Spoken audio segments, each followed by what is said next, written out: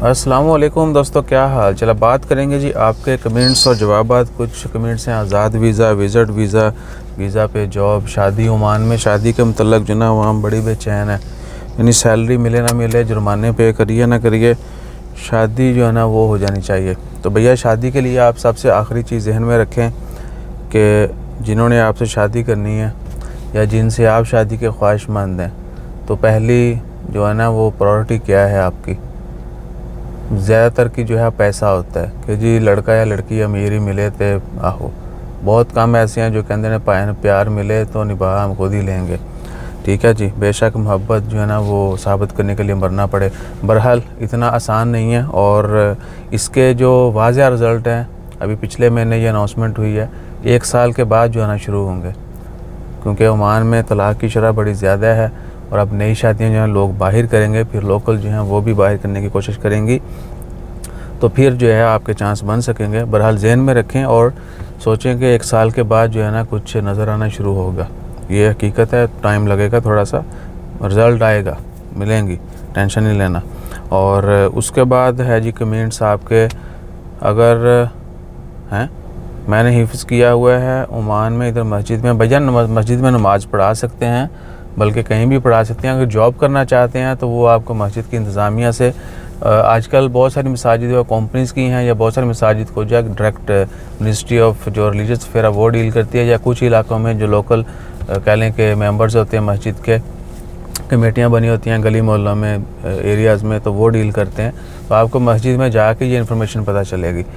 और उसके बाद है जी आज़ाद वीज़ा पर हैं। बिल्कुल, अगर आपको जॉब मिलती है तो हो सकता है वो आपको वो मस्जिद का वीज़ा दे देंगे, जो भी स्पॉन्सर करेगा।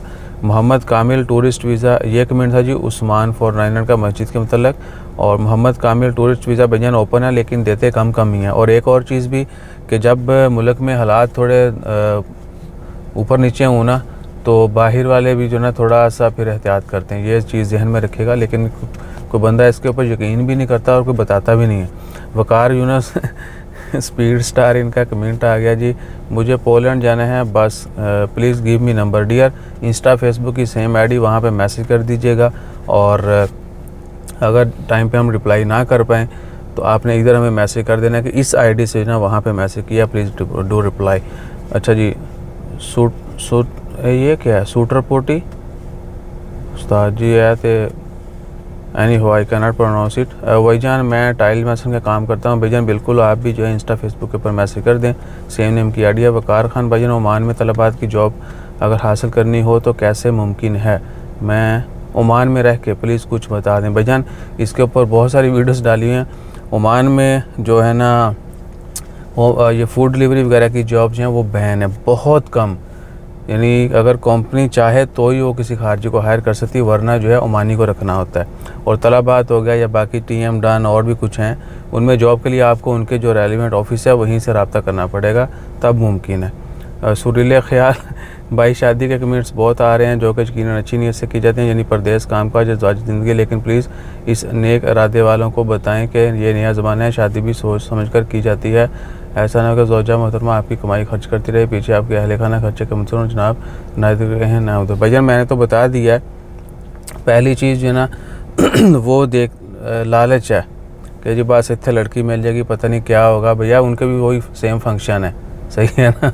और बाकी क्या है कि जब तक जेब इजाज़त ना दे तो नई खर्चे वाली जगह जो है ना वो नहीं क्रिएट करनी चाहिए, यानी कोई ऐसा अमल नहीं करना चाहिए कि आपके अखराजात बढ़ जाएं, ठीक है ना।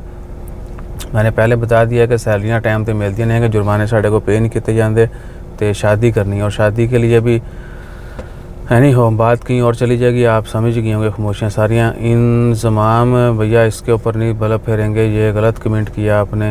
तैयब रहमान सर, इस पर थोड़ी सी रोशनी डाल दें कि थर्ड पार्टी का कॉन्ट्रैक्ट वाला सीन कैसे होगा, कैसे कॉन्ट्रैक्ट काबिल कबूल है, एक video for this topic dear. देखिए थर्ड पार्टी वाला सीन सिंपल है, मैं आया जी किसी अरबाब के पास काम था कहीं और, उसका कॉन्ट्रैक्ट हुआ है, ठीक है जी। उसके बाद एग्रीमेंट होगा कि ये मेरे बंदे हैं, इस जगह पे इस मकसद के लिए काम करते हैं, दैट्स इट। आप उस अपने अरबाब से लेटर भी ले सकते हैं या जहाँ पे काम करते हैं उनसे भी ले सकते हैं, या एक ही पार्टी आपको दोनों की इन्फॉर्मेशन लिख के देगी, ये बंदा है, इस स्पॉन्सर का है और हमारे साथ इनका एग्रीमेंट है, ये कह लें कि थर्ड पार्टी कॉन्ट्रैक्ट, इस मकसद के लिए ये हमारे साथ काम करते हैं। That's it. ठीक है जी।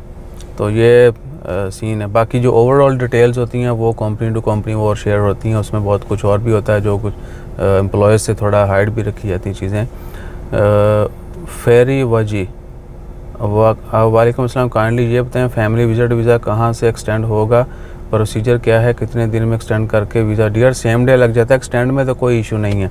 अगर आपका फैमिली वीज़ा इशू हुआ है और जिसने भी पहले स्पॉन्सर किया था आपको वीज़ा, वो सेम स्पॉन्सर जो है अगर उसने ऑनलाइन किया या किसी के ज़रिए किया तो वो लॉगिन करेगा, सनद वालों के पास जाएगा, आरपी जाएगा और आपके डॉक्यूमेंट्स जो है ना वो सिर्फ उसने ऑनलाइन एप्लीकेशन में पासपोर्ट और दीगर इन्फॉर्मेशन डालनी है, अपनी उसने डालनी है। डेफिनेटली वो खुद लॉगिन करेगा अपना स्पॉन्सर जो है सॉरी फॉर दैट, और वहाँ पे फ़ीस पे करेगा और 1 महीने के लिए एक्सटेंड हो जाएगा।